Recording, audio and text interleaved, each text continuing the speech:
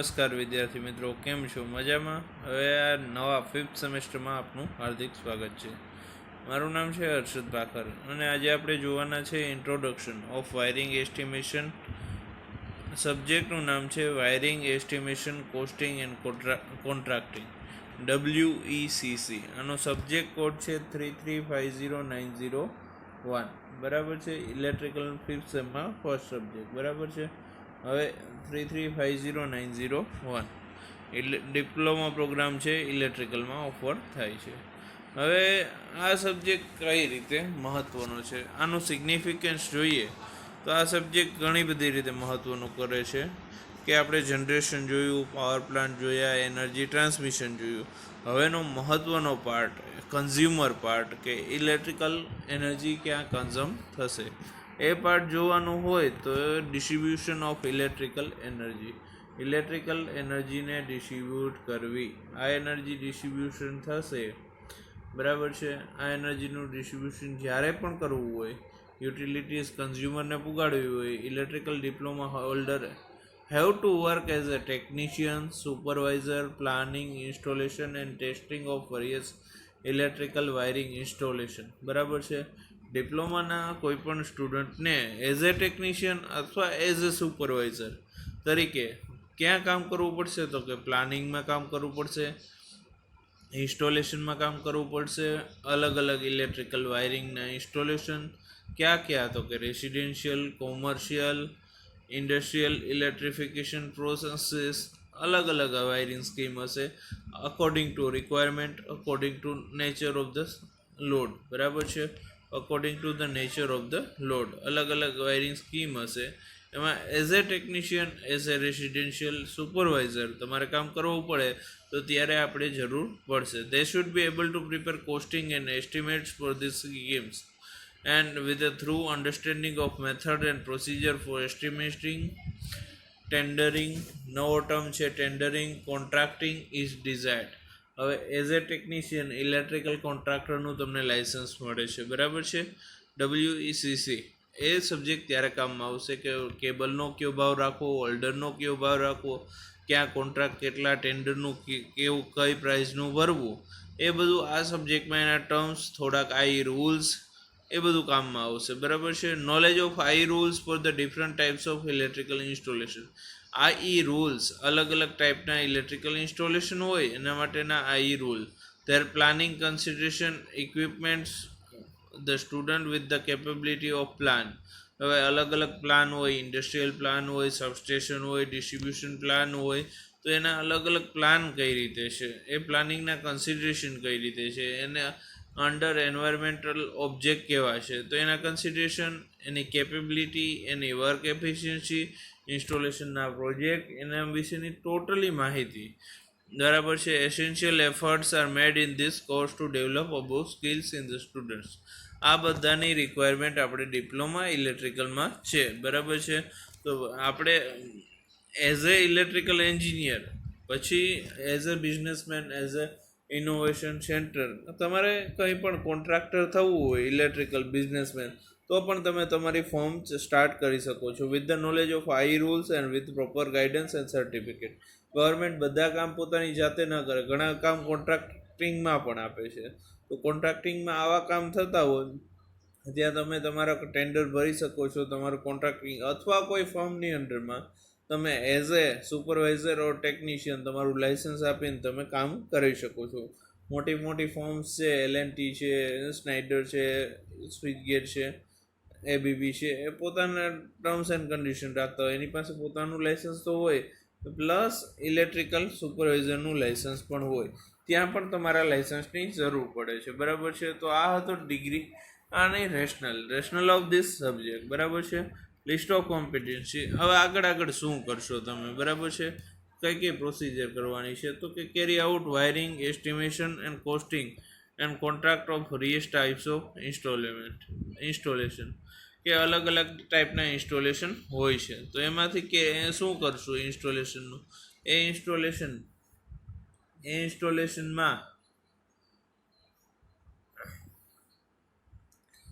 ઇન્સ્ટોલેશનમાં અલગ અલગ પ્રકારના વાયરિંગ હોય, કોન્ટ્રાક્ટ ટાઈપ્સ હોય, તો ઇન્સ્ટોલેશનમાં કઈ રીતે કઈ વર્ક થશે, બરાબર છે. આનું આઉટકમ શું રહેશે? They should be able to taught practically should be undertaken in a such a manner that students are able to acquire different learning outcomes in cognitive, psychomotor and affective domains to demonstrate the following outcomes. તો પહેલો outcome શું છે મિત્રો? તો જોઈએ તો કે prepare an estimate of quantity, cost and material required for the electrical project following by the IE Act 2003, બરાબર છે. ઇન્ડિયન ઇલેક્ટ્રિસિટી એક્ટ 2003માં 2003માં જે પાસ કરવામાં આવ્યો એ નવા રૂલ મુજબ એસ્ટિમેશન ઓફ ક્વોન્ટિટી, કેટલી ક્વોન્ટિટીની કયું મટીરિયલ જોશે, કયા ટાઈપનું મટીરિયલ જોશે, એનો ભાવ શું છે, એ બધાના આઈ રૂલ પ્રમાણે એનું એસ્ટિમેશન કાઢવું જરૂરી છે, બરાબર છે. નેક્સ્ટ છે prepare and detail and estimate costing of residential and commercial electrical installation for the following act. હવે રેસિડેન્શિયલ માટે અલગ, કોમર્શિયલ માટે અલગ, ઇન્સ્ટોલેશન માટે અલગ, બરાબર છે. આ પ્રિપેર કરો એસ્ટિમેશન એક્ટ કયા રૂલ મુજબ? તો કે ઇન્ડિયન ઇલેક્ટ્રિસિટી એક્ટ 2003. આ રૂલ છે ને મિત્રો એ 1956 એન્ડ 1973 આ બેનું મિક્સિંગ છે, બરાબર છે. તો નેક્સ્ટ ત્રીજો ટાર્ગેટ છે, ત્રીજું આઉટકમ છે test residential, commercial, industrial electrical installation following I act 2003. હવે ઇન્ડિયન ઇલેક્ટ્રિસિટી એક્ટ 2003 પ્રમાણે રેસિડેન્શિયલ, કોમર્શિયલ કેવા હોવું જોઈએ, હવે એની ચેકિંગ કરવાનું, કોમર્શિયલ ઇન્સ્ટોલેશન કેવા હોવો જોઈએ, ઇન્ડસ્ટ્રીયલ ઇન્સ્ટોલેશન કેવા હોવો જોઈએ, એ આઈ રૂલ ફોલો કરે છે કે નથી કરતા, એ બધાનું checking as a supervisor, as a inspector તમારે કરવાનું થશે, બરાબર છે. તો હવે prepare detail estimate of costing transmitting. હવે રેસિડેન્શિયલ, ઇલેક્ટ્રિશિયલ, કોમર્શિયલ કરી લીધું, બરાબર છે. હવે પછીનું જે છે એ ટ્રાન્સમિશન લાઇન આવશે, એનું કોસ્ટિંગ આવશે, overhead underground distribution project following the Indian electricity act 2003. હવે કોઈ ટ્રાન્સમિશન લાઇન હોય એનું એક્સટેન્શન કરવાનું હોય તો એનું ટેન્ડરિંગ, એની એસ્ટિમેટની ડિટેલ, અને એક કોઈ પણ પીજીવીસીએલ પોતે નથી કરતું કે ડીજીવીસીએલ પોતે નથી કરતું, જેટકો પોતે નથી કરતું, they are just opening the tender for various private players, બરાબર છે. એના માટે તમારે એસ્ટિમેટ તૈયાર કરવાનું, કોસ્ટિંગ તૈયાર કરવાનું, ટ્રાન્સમિશન લાઇનનો કોસ્ટ તૈયાર કરવાનો, કયા ટાઈપની હોય છે, ઓવરહેડ હશે, અંડરગ્રાઉન્ડ હશે, ઓવરહેડ હશે તો કયા કયા કમ્પોનન્ટ હશે, બસ બાર, લાઇટનિંગ અરેસ્ટેટર કયા ટાઈપની છે, કયા વોલ્ટેજની છે, એ બધું તમારે જોવું પડશે. નેક્સ્ટ છે prepare estimate for repair and maintenance of electrical service. હવે રિપેરિંગ અને ઇલેક્ટ્રિકલ મેન્ટેનન્સ એનું એસ્ટિમેશન કેટલું થશે, બરાબર છે. તો આ હતું આ કોર્સના આઉટકમ્સ. નેક્સ્ટ જોઈએ teaching hours, teaching scheme and teaching hours, બરાબર છે. તો આની ટીચિંગ સ્કીમ 3 લેક્ચરની છે, બરાબર છે. એના પ્રેક્ટિકલ 2 છે, એટલે 3+2 = 5. આના ટ્યુટોરિયલ ઓછા આવે છે, ટ્યુટોરિયલ અવર્સ આપેલી નથી. અને અગેન સેમ એઝ થિયરી. તો આપણે લેક્ચર સ્કીમ જોઈ 3+2, 3 લેક્ચર આવશે, 2 પ્રેક્ટિકલ સેશન આવશે, બરાબર છે. 3 લેક્ચર, 2 પ્રેક્ટિકલ સેશન, ટોટલ 5 ક્રેડિટનો આ સબ્જેક્ટ છે. મેક્સિમમ એસપીઆઈ લેવા માટેનો આ સબ્જેક્ટ છે, બરાબર છે. મેક્સિમમ એસપીઆઈ કઈ રીતે કેલ્ક્યુલેટ કરવા, કઈ રીતે મેક્સિમમ એસપીઆઈ સ્કોર કરવા, એના માટેનો આ સબ્જેક્ટ છે. ટોટલ 150 માર્ક્સનું જીટીયુમાં વેઇટેજ છે, એટલે તમારે જે માર્ક્સ આવશે મલ્ટીપ્લાઇડ બાય 5 થશે, આની ક્રેડિટ 5 છે એટલે. તો હવે થોડા કોર્સની ડિટેલ જોઈએ, કોર્સની કન્ટેન્ટ ડિટેલ, બરાબર છે. તો યુનિટ 1 છે આપણું, યુનિટ 1 છે એમાં કયા ટાઈપનું હશે? તો કે એનું નામ છે યુનિટ 1નું electrical wiring and I rules. 2003માં આઈ રૂલ્સ જે આવ્યા એના રિલેટેડ ઇલેક્ટ્રિકલ વાયરિંગ કયું છે, ઇલેક્ટ્રિકલ વાયરિંગ્સના differentiate between different types of wiring system. હવે એના માટે વાયરિંગ સિસ્ટમ માટે તો પહેલાં ટાઈપ ઓફ વાયર જોવા પડે, વાયર કયા ટાઈપના છે, કઈ રીતે કામ કરે છે વાયર, અને અલગ અલગ ટાઈપની વાયરિંગ સિસ્ટમ કઈ રીતે છે, બરાબર છે. નેક્સ્ટ છે specification of different types of wiring material, કઈ ટાઈપની વાયરિંગ સિસ્ટમ છે, એનું મટીરિયલ કેવું છે, એની એસેસરીઝ કઈ છે, કઈ એસેસરીઝ યુઝ થશે, કયા ટાઈપમાં ક્લીટ વાયરિંગ હોય, ક્લેમ્પિંગ વાયરિંગ હોય, બરાબર છે, અલગ અલગ ટાઈપનું વાયર હોય, કયા ટાઈપનું સ્ટ્રક્ચર છે, ઇન્ડસ્ટ્રીયલ છે, રેસિડેન્શિયલ છે, અલગ અલગ ટાઈપના વાયરિંગમાં કયા ટાઈપની એસેસરીઝ વપરાશે. આ નેક્સ્ટ એના પછી જે ટર્મ આવે છે વાયરિંગ ટૂલ્સ, કે વાયરિંગ કામ કરવા માટે as a electrician, as a member, as a કયા વાયરિંગ ટૂલ્સ જોશે કે જેથી આપણું ઇલેક્ટ્રિકલ વાયરિંગ કામ ઇઝીલી થઈ શકશે.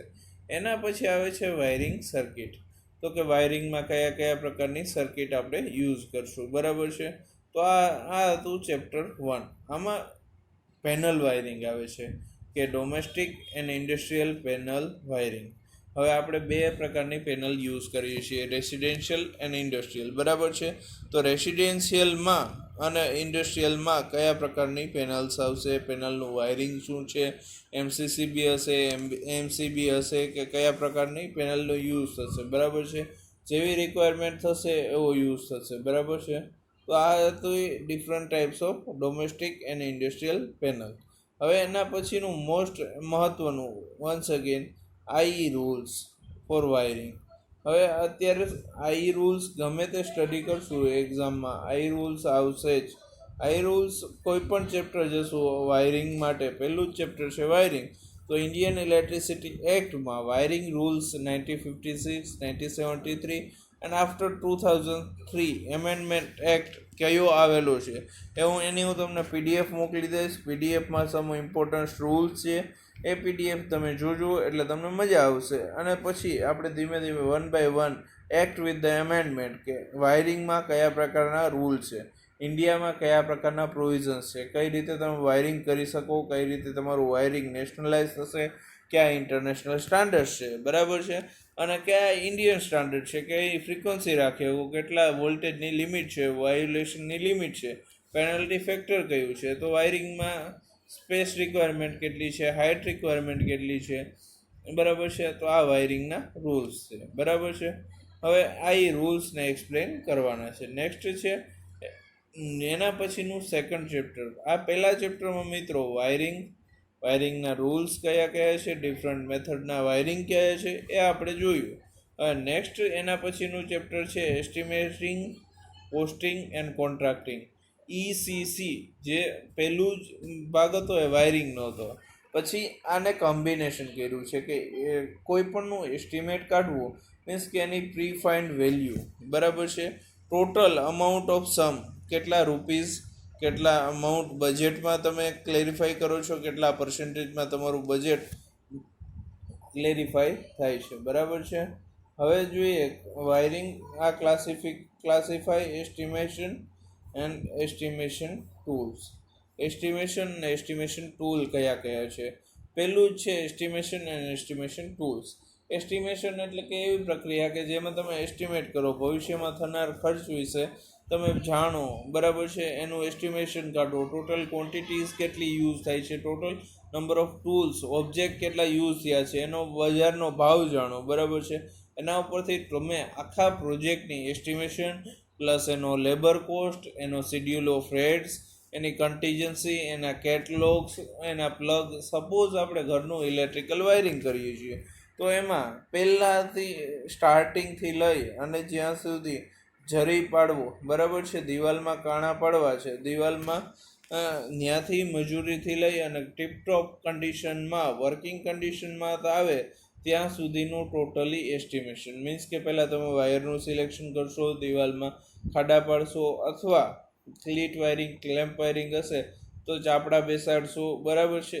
એ ચાપડા બેસાડવાથી ખર્ચો લઈ અને અપ ટુ ડેટ ખર્ચો એસ્ટિમેશન અને એસ્ટિમેશન ટૂલ્સમાં આવશે.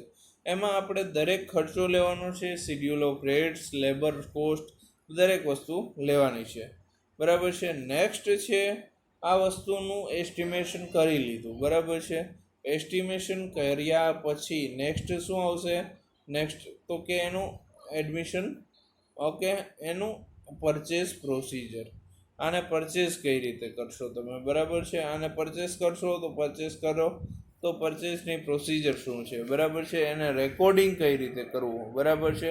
પરચેસ કર્યું, 5 જણાને પૂછ્યું, 5 વેપારીને પૂછ્યું કે તમે સર્વિસ કઈ રીતના આપશો, એના શિડ્યુલ ઓફ રેટ્સ છે, કઈ કંપનીનો તમારી પાસે વસ્તુ છે, એના રેટિંગ શું છે, 32 એમ્પિયર છે. બજારમાં અત્યારે ઘણી બધી છે, એલએનટી છે, સ્નાઇડર છે, મિત્સુબિશી છે, અલગ અલગ પ્રકારના એમસીબી આવે છે વાયરિંગમાં, એન્કર છે, આરઆર કાબેલ છે, કયા ટાઈપનું વાયરિંગ યુઝ કરશું આપણે, તો એ બધા અલગ અલગ પ્રોસિજર છે કે કેટલા ટાઈપનું વાયરિંગ પ્રોસિજર આપણે પરચેસ પ્રોસિજર ફોલો કરીએ છીએ.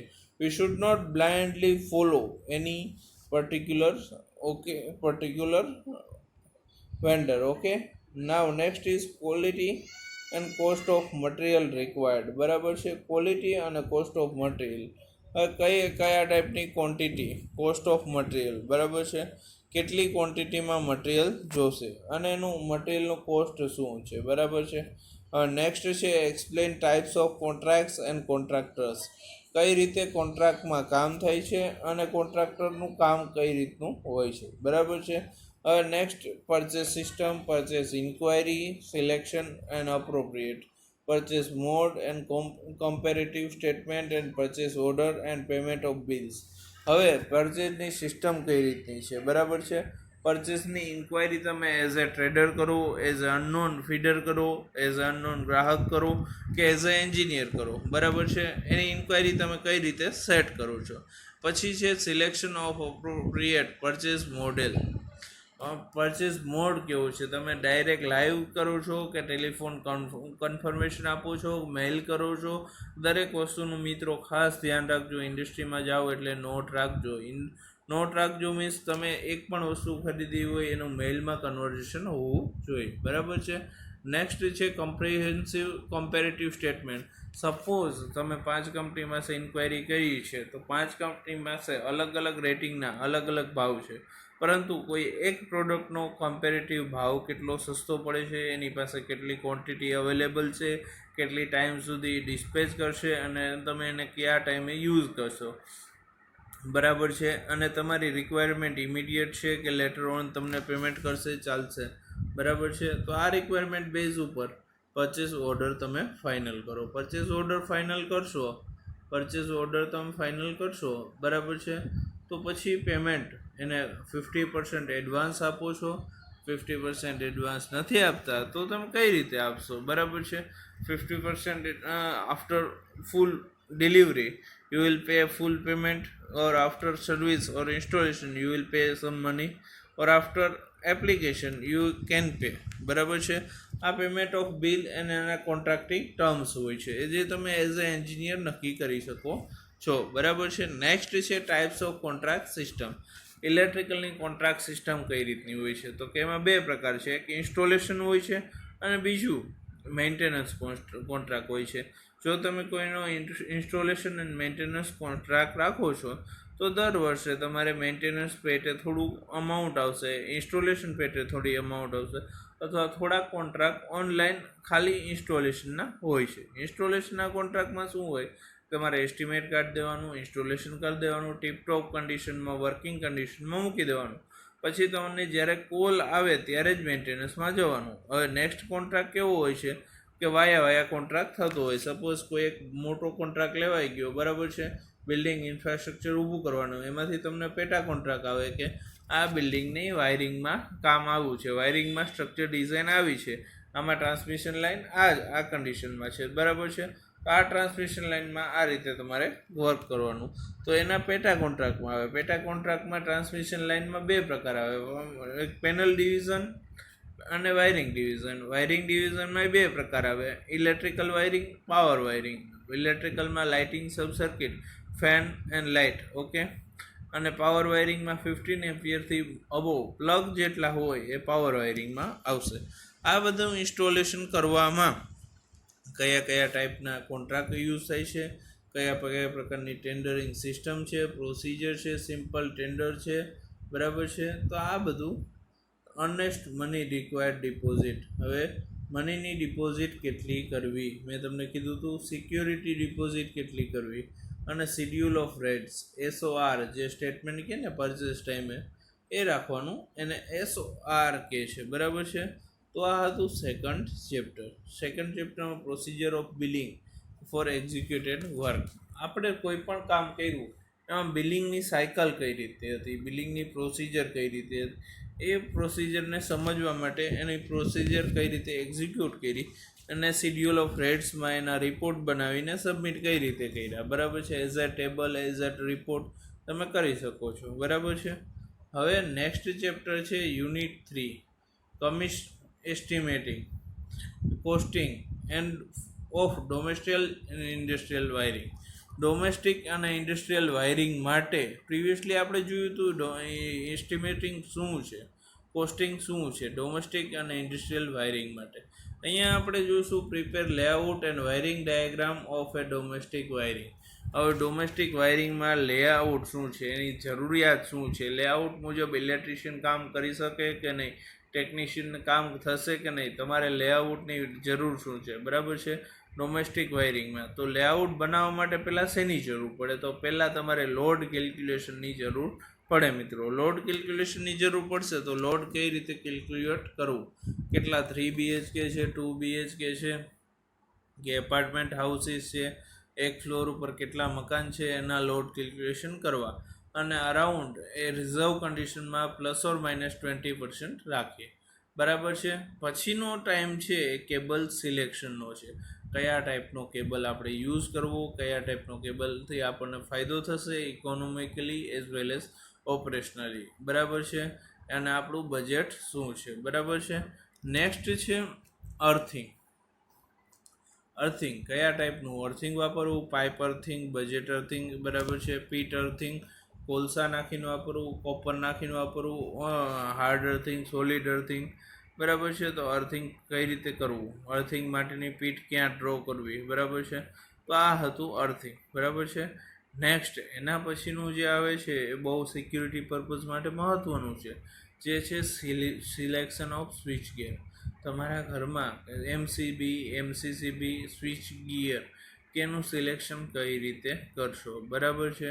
સિલેક્શન એઝ અ ફ્યુઝ તમે યુઝ કરો છો, એઝ અ રોબોટ યુઝ કરો છો, કયા ટાઈપનું યુઝ કરશો, બરાબર છે. નેક્સ્ટ એના પછી આવે છે સ્વિચ ગિયરની ઓપરેશન શું છે, એની બજાર કોસ્ટ શું છે, એનું ઓપરેશન કેટલા ટાઈમે અને મેન્ટેનન્સની જરૂર પડે છે, બરાબર છે.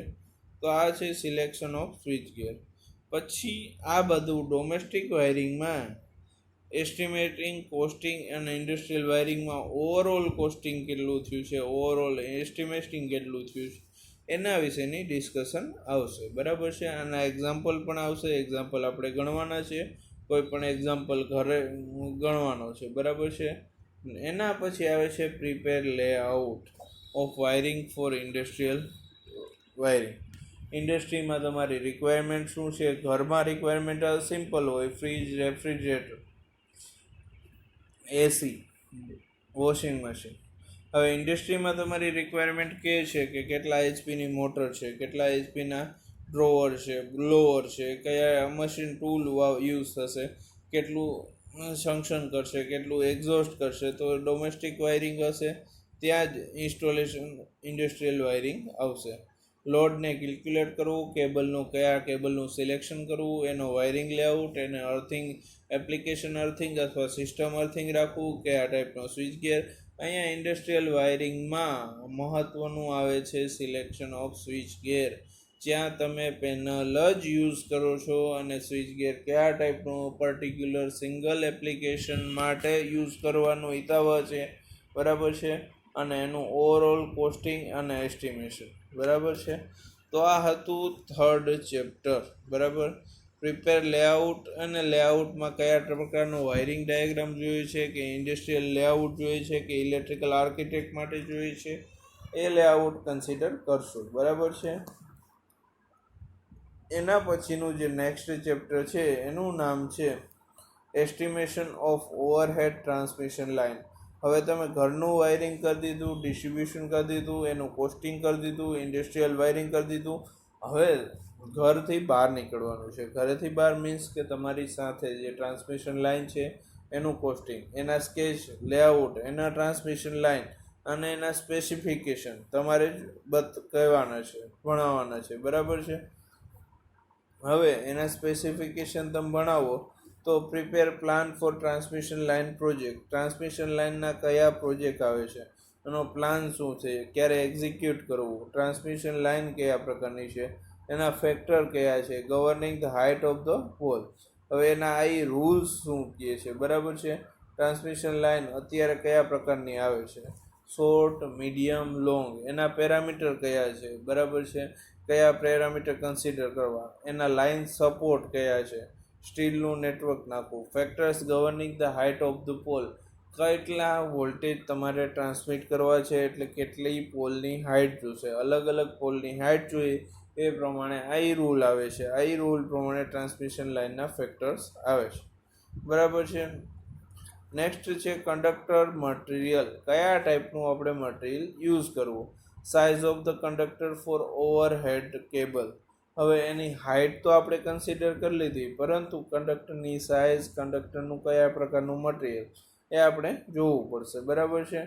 નેક્સ્ટ છે ટ્રાન્સમિશન લાઇન, ટ્રાન્સમિશન લાઇન એના ક્રોસ આર્મ, એના પોલ બકેટ્સ, ટ્રાન્સમિશન લાઇન એના ક્રોસ આર્મ, એના પોલ બકેટ્સ અને એના ક્લેમ્પિંગ્સ, ગાય વાયર, સ્ટે વાયર અને એનું ક્લિયરન્સ, એના વર્ક, ગાય વાયરનું શું કામ હોય છે, સ્ટ્રે વાયરનું શું કામ હોય છે, કંડક્ટરનું કોન્ફિગરેશન કેવું હોય છે, એનું સ્પેસિંગ કેવું હોય છે, બહુ મજા આવશે મિત્રો. એનું ક્લિયરન્સ કેટલું રાખવું, સ્પેસની લેન્થ કેટલી રાખવી, ઓવરહેડ ઇન્સ્યુલેટર છે તો ઇન્સ્યુલેટરના મટીરિયલ કયા કયા છે, અરેસ્ટેટર કયા કયા છે, erection of supports and setting of stage, આ બધી વસ્તુના પર્ટિક્યુલર એક્ઝામ્પલ આવશે, બરાબર છે. કેટલું કન્ફિગરેશન રાખવું, કેટલું સ્પેસિંગ રાખવું, કેટલી ક્લિયરન્સ રાખવી, કેટલી લેન્થ રાખવી, બરાબર છે. તો આ બધી વસ્તુના કન્ફિગરેશન આવશે. નેક્સ્ટ છે earthing of lines and guarding of overhead lines, હવે લાઇન્સ નું અર્થિંગ કઈ રીતે કરવું, ટ્રાન્સમિશન લાઇન હોય એનું અર્થિંગ, ઇક્વિપમેન્ટ અર્થિંગ, કે પોલ હોય એની નીચે ડાયરેક્ટ કરી લેવું, આ બધા અર્થિંગમાં આવશે, બરાબર છે. હવે નેક્સ્ટ છે clearance of the conductor from the ground, હવે ગ્રાઉન્ડ પાસેથી એનું ક્લિયરન્સ કેટલું રાખવું, બરાબર છે. સ્પેસિંગ બિટવીન સપોર્ટેડ કંડક્ટર્સ, હવે એકબીજાને સપોર્ટિવ હોય એ કંડક્ટર્સમાં કેટલું સ્પેસિંગ રાખવું, બરાબર છે. આ સબ્જેક્ટમાં નેક્સ્ટ જે ટોપિક હશે એના આઈ રૂલ્સ આવશે. આઈ રૂલ્સ આવે તો I rules related to pertaining to LV transmission lines, એટલે લો વોલ્ટેજ ટ્રાન્સમિશન લાઇનને આઈ રૂલ્સ કયા કયા આવશે. એના પછી જે ટોપિક છે describe the method of installation for service connection, હવે સર્વિસ કનેક્શન આપતી વખતે એનું ઇન્સ્ટોલેશન કઈ રીતે કરવું, એના આઈ રૂલ ક્યાં ક્યાં છે, એની ઓવરહેડ ડિસ્ટ્રીબ્યુશન સિસ્ટમ કઈ કઈ છે, પછી એમાં મટીરિયલ કયું જોશે, એસેસરીઝ કઈ જોશે. મિત્રો as a engineer, as a GB engineer, suppose તમે જેટકોમાં લાગો તો એની કઈ કઈ મેથડ છે, સિંગલ ફેઝ 3 વાયર સપ્લાય હોય એના સર્વિસ કનેક્શન કયા કયા છે, બરાબર છે. 3 ફેઝ હોય, સિંગલ ફેઝ હોય, એના કનેક્શન કયા કયા છે. હવે આ બધું એક્સપ્લેનેશન કરી લીધું, બરાબર છે. હવે એક 400 વોલ્ટની સબસ્ટેશન લાઇન્સ, એમાં એસ્ટિમેટ કાઢવાનું કીધું તો કે 440 watt 3 phase 4 wire 3 wire overhead distribution સિસ્ટમનું આપણે એસ્ટિમેશન કાઢવાનું છે. તો એસ્ટિમેશન કઈ રીતે નીકળશે, આપણે પહેલેથી જે પ્રોસિજર કરતા આવ્યા છે એનું બ્રીફ રિવિઝન, એનું વસ્તુ, બરાબર છે. પછીના જે મહત્વનું છે કે એના પછી આપણે ઘરે પૂગી ગયા, સબસ્ટેશને પૂગી ગયા, સર્વિસ કનેક્શન કયા કયા છે, ટાઈપ્સ ઓફ સર્વિસ કનેક્શન, આપણને સર્વિસ કઈ રીતે મળે છે, ઓવરહેડ, અંડરહેડ, બરાબર છે, કેબલ, એની સર્વિસ કેટલી દૂર રાખવામાં આવે છે, method of installation of service connection, કયા કયા સર્વિસ કનેક્શનની ઇન્સ્ટોલેશન છે. નેક્સ્ટ છે I rules pertaining to overhead lines and service connection, service connection બાબતે ઇન્ટરનેશનલ રૂલ્સ શું કહે છે, ઇન્ડિયન ઇલેક્ટ્રિસિટી રૂલ્સ શું કહે છે, એના રૂલ્સ કયા કયા છે એ પર્ટેનિંગ માટે, બરાબર છે. તો આ હતું આઈ રૂલ્સ નેક્સ્ટ ચેપ્ટર, બરાબર. હવે નેક્સ્ટ છે અંડરગ્રાઉન્ડ ડિસ્ટ્રીબ્યુશન સિસ્ટમ, અત્યાર સુધી જે હતું ને ઓવરહેડ માથાની ઉપર, હવેનું ચેપ્ટર છે અંડરગ્રાઉન્ડ ડિસ્ટ્રીબ્યુશન સિસ્ટમ, એની મટીરિયલ શું, એના એડવાન્ટેજીસ શું, એના ડિસએડવાન્ટેજીસ શું, એનું મેન્ટેનન્સ કઈ રીતે થશે, એનું 440 વોટ 3 ફેઝ વાયરમાં 3 વાયર્સ અંડરગ્રાઉન્ડ સિસ્ટમ કઈ રીતે કામ કરશે, બરાબર છે. તો આ હતું એનું મેન્ટેનન્સ, એના આ રૂલ્સ અંડરગ્રાઉન્ડ સિસ્ટમ અને કેબલ્સના, બરાબર છે. હવે આના કનેક્શન છે. હવે નેક્સ્ટ છે એ તમે ઇન્સ્ટોલેશન કરી દીધું, એસ્ટિમેટ કાઢી લીધું, બરાબર છે. નેક્સ્ટ ફિફ્થ, હવેનું જે ચેપ્ટર છે નેક્સ્ટ એ ફિફ્થ ચેપ્ટર છે, બરાબર છે.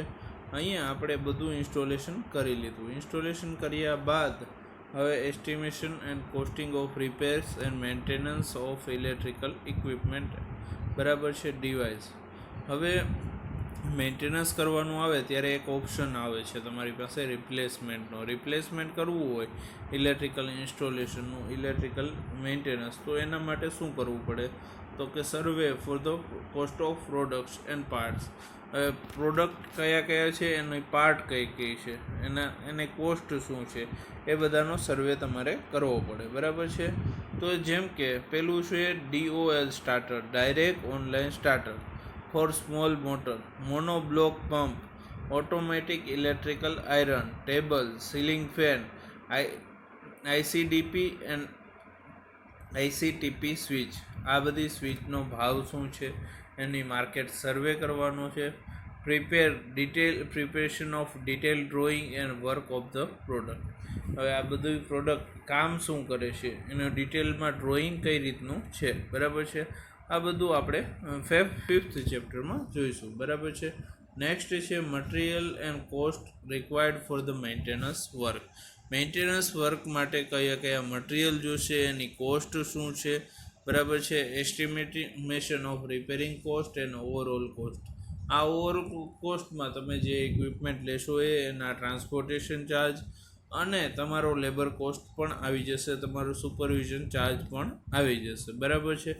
નેક્સ્ટ છે tool used four repair and maintenance cost, બરાબર છે. મેન્ટેનન્સ કોસ્ટ માટે કયા ટૂલ તમે યુઝ કરશો, બરાબર છે. રિપેરિંગ માટે work preparation of cost schedule and repair for maintenance of electrical fan, automatic electrical iron, single phase transformer, mixer, geyser. આ માટે આપણે શું કરશું, બરાબર છે. હવે જોઈએ મિત્રો કે પહેલા ચેપ્ટર વાયરિંગ જોયું, તો વાયરિંગમાં આપણી ટીચિંગ અવર 6 GTU આપેલી છે, એ પ્રમાણે આપણે 6 લેક્ચર લઈશું, બરાબર છે. 6 લેક્ચરનો કન્ટેન્ટ ઇનફ છે, બરાબર છે. નેક્સ્ટ છે estimation of elements of estimating and concept of contracting, બરાબર છે, ECC. કોન્ટ્રાક્ટિંગનો કોન્સેપ્ટ કેવો છે, કયા પ્રકારનું વર્ક આવશે, કયા રીતે આપણે એસ્ટિમેટ કરશું. નેક્સ્ટ છે ઇન્ડસ્ટ્રીયલ એન્ડ ડોમેસ્ટિક વાયરિંગ. એ મહત્ત્વનું ચેપ્ટર છે, એમાં પાસિંગ માર્ક 15 છે. એના પછીનું જે ચેપ્ટર છે ને એ એઝ એ ઇલેક્ટ્રિકલ એન્જિનિયર તમે કોઈ પણ એક્ઝામમાં જશો તો આ ચેપ્ટરમાંથી ક્વેશ્ચન પૂછાશે. Transmission line, distribution line, overhead line, underhead line માંથી ક્વેશ્ચન પૂછાશે જ. જો તમે આ 2 ચેપ્ટર કરી લ્યો, છેલ્લા 3 ચેપ્ટર, તો તમારે પાસિંગ માટે કોઈના ઉપર આધાર રાખવાનો રહેતો નથી, બરાબર છે. હવે આની એક્સરસાઇઝ શું કરશો, એક્સરસાઇઝમાં આવું છે કે ઇલેક્ટ્રિકલ ડ્રોઈંગ કરશું, ટ્યુબલાઇટનું વાયરિંગ કરશું, વાયરિંગમાં સ્ટેરકેસ ગોડાઉનનું વાયરિંગ, એના આપણે અપ્રોક્સિમેટ જોઈશું, બરાબર છે. એનો પહેલાં લેઆઉટ ડ્રો કરીશું, 2 વે સ્વિચ યુઝ કરવી, સિંગલ વે સ્વિચ યુઝ કરવી, કઈ રીતે યુઝ કરવી, ડબલ પોલ સ્વિચ યુઝ કરવી, સિંગલ પોલ સ્વિચ યુઝ કરવી, બરાબર છે. ગોડાઉનનું વાયરિંગ જોઈશું, બરાબર છે. આ હતા પ્રેક્ટિકલ કનેક્શન, સર્વિસ કનેક્શન, જે પ્રમાણે આપણે જોઈશું, બરાબર છે. 40 કલાકના મિત્રો આમાં પ્રેક્ટિકલ્સ આવે છે. હવે suggested list of student activity, એટલી એક્ટિવિટી આપણે કરવાની છે, બરાબર છે. તો પહેલાં પ્રિપેર જર્નલ, કે આપણી ફાઇલ બનાવવાની છે, બરાબર છે. તો ફાઇલ બનાવવામાં કોઈ આળસ કરશો નહીં. ને નેક્સ્ટ જે આપણે અસાઇનમેન્ટ સોલ્વ કરીએ છીએ એ અસાઇનમેન્ટ આપણે સોલ્વ કરવાના રહેશે, બરાબર છે. Reads drawing of electrical installation. જો આ બધું કામ પૂરું થઈ જાય તો હું તમને ઇલેક્ટ્રિકલ ઇન્સ્ટોલેશનના ડ્રોઈંગ આપી, ઇલેક્ટ્રિકલ વર્ક્સ ઇન્સ્ટોલેશન આપી, પાવરના પ્રોજેક્ટ્સ આપીશ, સ્પેસિફિકેશન આપીશ, સ્પેસિફિકેશન કઈ રીતે રીડ કરવા, શિડ્યુલ ઓફ રેટ્સ આપીશ, પેમેન્ટ કઈ રીતે કરવું, એ બધા ટર્મ્સ આપણે સમજશું. અને જો જરૂર પડશે તો આપણે આજુબાજુની નજીકની કોઈ પણ ઇલેક્ટ્રિકલ વર્ક થતું હશે ત્યાં આપણે વિઝિટ કરશું. બરાબર છે. હવે આના માટે હું તમને કહી દઉં કે બુક કઈ યુઝ કરવી. Electrical design and estimation and costing રાયનાની છે, રાયના એન્ડ ભટ્ટાચાર્ય છે, એસ.કે. ભટ્ટાચાર્યની આ બુક છે, બહુ સરસ છે. ઇન્ડિયન ઓથર છે. બરાબર છે. ઇન્ડિયન ઓથર પહેલી જ બુક આપેલી છે ઇલેક્ટ્રિકલ ડિઝાઇન એન્ડ કોસ્ટિંગ. બરાબર છે, પણ થોડાક ટર્મ્સ વધારે છે. બીજું છે ઉત્પલ એસએલ, ત્રીજું છે ગુપ્તા જેવી ગુપ્તા, એના ટર્મ્સ તમને સમજાશે. બરાબર છે. હવેના જે એનબીસીના ટર્મ્સ છે તમારે નેશનલ બિલ્ડિંગ કોડ વોલ્યુમ 4 એ તમારે નેટ ઉપરથી ડાઉનલોડ કરી લેવાના રહેશે અથવા તમે બુક્સ જ લઈ શકો. નેક્સ્ટ જે બ્યુરો ઓફ ઇન્ડિયન સ્ટાન્ડર્ડ BISની બુક છે એ I rules for wiring electricity supply act 1948 મુજબ 2003માં જે ચેન્જ થયા એ અથવા લેટેસ્ટ તમે ડાઉનલોડ કરી શકો છો. હવે ઇક્વિપમેન્ટ કયા કયા જોશે તો વાયરિંગ ટૂલ્સ જોશે, વાયરિંગનો એક સેટ ઓફ મટીરિયલ જોશે, DOL સ્ટાર્ટર જોશે, ડેલ્ટા સ્ટાર્ટર જોશે, ઓટો ટ્રાન્સફોર્મર સ્ટાર્ટર જોશે, જે બધું આપણી મશીન લેબમાં છે. બરાબર છે. વાયરિંગની લેબમાં છે. તો એકવાર તમે આવો અને કઈ રીતે તમે વર્ચ્યુઅલ લેબ યુઝ કરશો તો કે વર્ચ્યુઅલ લેબ તમે યુઝ કરશો. તો આ હતું મિત્રો આજનું આપણું 5th ચેપ્ટરનું ઇન્ટ્રોડક્શન. બરાબર છે. 5th સેમેસ્ટરના WECC સબ્જેક્ટનું introduction. આવનારા સેમેસ્ટરમાં મિત્રો ખૂબ જ ધ્યાનથી, હવે સમય બહુ મહત્ત્વનો છે. બરાબર છે. તમને અમે રેગ્યુલરલી ફિઝિકલી અમે તમારા ઉપર વોચ નથી કરી શકતા, પરંતુ હવે અમે તમારા ઉપર વિશ્વાસ છે કે તમે સ્ટડી સિરિયસલી કરશો. તો માટે આ લેક્ચર ગમ્યો હોય તો લાઈક કરો, શેર કરો અને સબસ્ક્રાઈબ કરો અને આગળના લેક્ચર માટે કનેક્ટેડ રહો. Thank you very much.